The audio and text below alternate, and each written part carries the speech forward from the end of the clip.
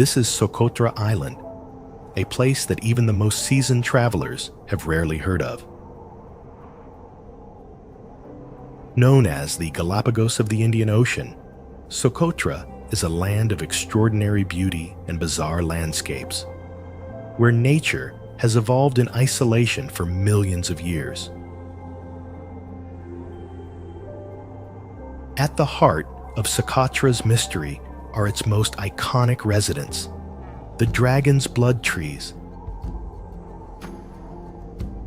These ancient, otherworldly giants look like something straight out of a fantasy novel.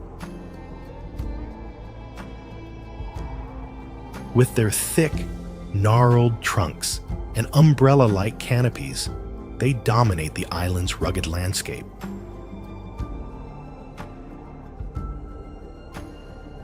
Walking